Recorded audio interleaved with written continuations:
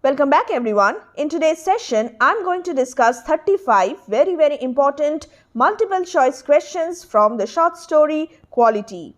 Let's solve together. Question 1. Who is the author of Quality? This is perhaps the simplest yet trickiest question of the lot. Many of you ignore the names of poets and authors. Remember to learn the names of the poets and authors from your syllabus. Who is the author of Quality? John Galsworthy, Satyajit Ray, Gerald Durrell or Jeffrey Archer? The first option, John Galsworthy, is the right answer. Satyajit Ray wrote Fritz, Gerald Durrell, A Gorilla in the Guest Room, and Jeffrey Archer, The Chinese Statue. Question number 2. How did the narrator come to know about the shoemaker, Mr. Gessler, from the days of his extreme youth? Because he was his brother, because he made the narrator's father's boots, because he bought woolen socks from him, or because he lived in the narrator's neighborhood? Because he made the narrator's father's boots. With whom did Mr. Gessler live? Father, mother, elder brother, wife. We know about his elder brother. What always troubled the narrator? To go into the Gessler Brothers, the name of the shop, and stretch out his foot, to rest in the wooden chair waiting for the shoemaker, to account for those unwearing boots in the window, or to tell the shoemaker how well his shoes fitted him. What did he find so difficult? The right answer is the third option, to account for those unwearing boots in the window. The next question now, question number 5. What is the meaning of the expression making water come into one's mouth here? Makes you want to eat something delicious, emphasizing that something is very attractive, suggesting a hole or a leak, or being tempted to steal something.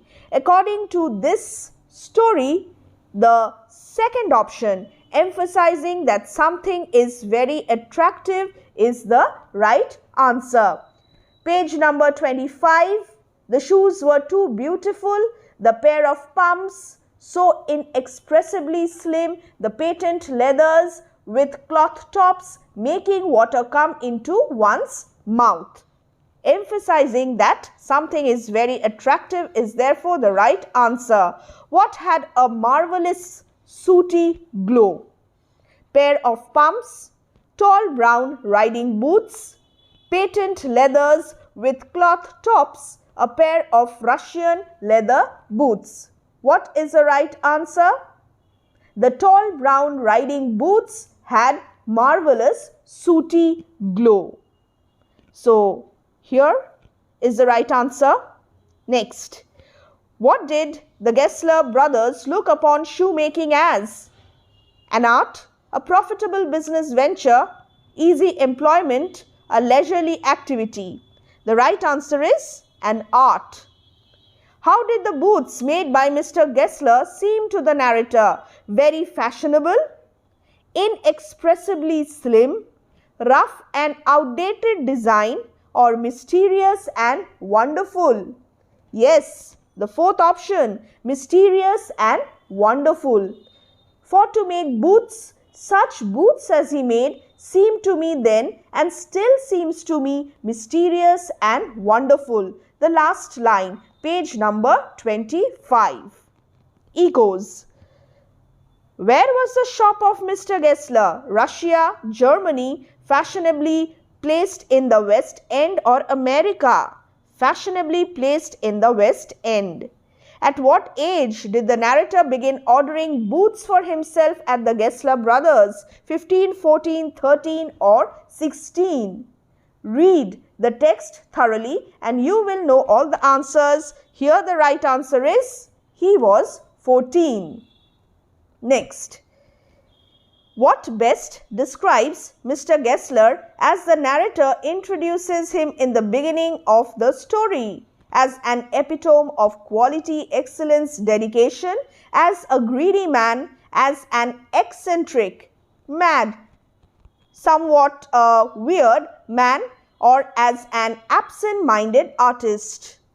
The right answer is as an epitome of quality, excellence and dedication. 12. What kind of shoes did Mr. Gessler make? Too beautiful, of inferior quality, highly gaudy and ornamental, pure and chaste. According to the text, too beautiful is the most appropriate option. What was the color of Mr. Gessler's eyes? Reddish, yellow, greyish blue or sooty black? Greyish blue. What was the striking similarity between Mr. Gessler and his elder brother? They were yellow, crinkly hair. They had yellow, crinkly hair. They were social outcasts. They had well-built stature. They were diligent and dedicated. The right answer is they were both diligent and dedicated. The next question now. Why was it not possible to go to Mr. Gessler very often? His shop would remain closed. He was an unprofessional shoemaker. He was dependent on his elder brother, or his shoes lasted terribly long. The right answer is his shoes lasted terribly long. How did one go into Gessler Brothers? Restfully as one enters a church, quietly as one enters a school, hurriedly as one enters a hospital, or worried as one enters an examination hall. Page 26, it's written that restfully as one enters a church. One went in, not as into most shops in the mood of please serve me and let me go, but restfully as one enters a church. What is referred to as the incense of his trade? Sweet smelling bouquet of flowers, smell of leather, smell of shoe polish, sweat and body odor. It's smell of leather. Smelling soothingly of leather. It's written in the text. The next one now. What is referred to in send them back? Meaning send them back. Russian leather boots, pair of pumps, gum boots, or last pair of town walking boots. The right answer is the fourth option. 19. What feeling for his creaking boots surged up in the narrator's heart? Regret, pride, compassion, or love? Compassion is the right answer. He was filled with a feeling of compassion for his creaking boots. Why did Mr. Gessler want the narrator to send back his last pair of town walking boots?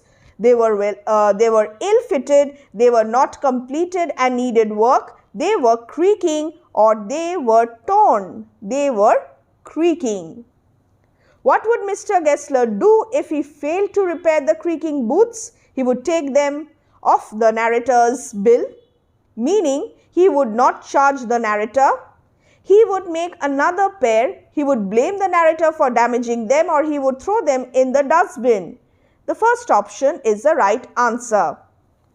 Those are not my boots. What was Mr. Gessler's tone? Anger, sorrow, contempt, or something quiet that froze in the blood?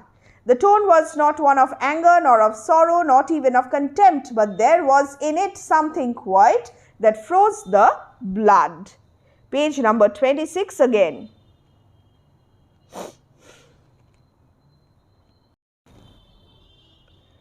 Which one is one of the hardships of the shoemaking trade? There is a lack of good shoemakers, there is no competition in the market, there is no proper workspace available, or small shoemakers face stiff competition from big firms. Again, the fourth option is the right answer. How do big firms get greater business and prosper? They get a lot of advertisement, they have huge acres of land, there are no small artisans, or they invest a lot in other ventures. They get a lot of advertisement. Why did the narrator order many pair of boots from Mr. Gessler? All the other boots belonging to him were old and torn. The narrator was moved by the expression of bitterness and struggle in the face of Mr. Gessler. All the other shops were closed, or Mr. Gessler requested the narrator to buy them. The second option is the right answer. He saw in his face bitterness and struggle, and that moved him, moved the narrator. For how many years did the narrator not go to Mr. Gessler? 2 years, 3 years, 4 years, 1 year? It's 2 years, because his shoes lasted terribly long-lasting shoes. Why was the narrator surprised when he went to Gessler's shop after 2 years? He found that the shop was demolished. The entire neighborhood was changed. He found that another name was painted on one of the 2 little windows of Mr. Gessler's shop. He found another shoemaker in place of Mr. Gessler. The right answer is, he found that another name was painted on one of the 2 little windows of the shop. Why was the narrator not able conscientiously to go to Mr. Gessler's shop for nearly 2 years? He was not in the city. The boots made by Mr. Gessler were long-lasting. He had become poor. He was stopped from coming to the shop. The second option, long-lasting boots. How many boots were ordered by the narrator although he wanted only 2 pairs? 3, 4, 5 or 6? 3 pairs is the right answer. Why had Mr. Gessler given away half his shop? He was sick, he was in great debt, he had not been able to sustain the whole shop. His brother had stopped working with him. So the right answer is, he had not been able to sustain the whole shop. How had Mr. Gessler changed after the death of his elder brother? He became lame, he became aged and wan, he became lazy or an ascetic. The right answer is, he became very aged and frail.